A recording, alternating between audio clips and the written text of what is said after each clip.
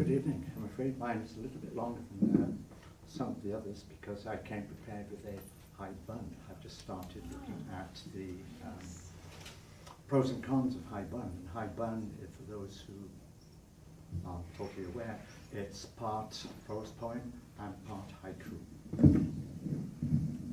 So this one is based on, I lived in Jamaica in the West Indies for 6 years, and this is based on some of my experience there.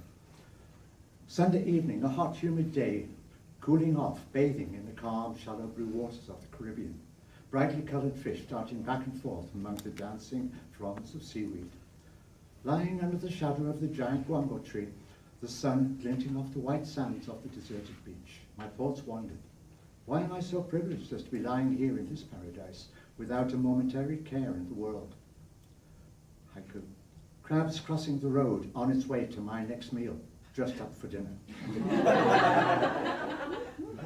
Driving along the causeway, calm, glassy ocean on either side, past the rum shops, reggae music loud enough to burst the eardrums. Two Rastafari men and small boy were dancing rhythmically to the music.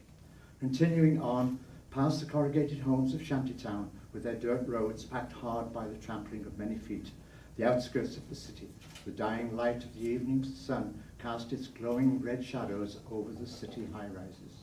Dipping suddenly below the horizon, in a matter of minutes it would be dark. I'll explain this one afterwards. John Crow, pushing a pram to town.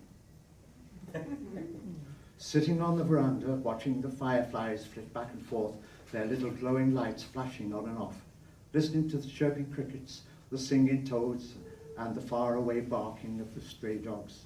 All was quiet in the silence of the evening. In the distance, strains of reggae and calypso floated through the air.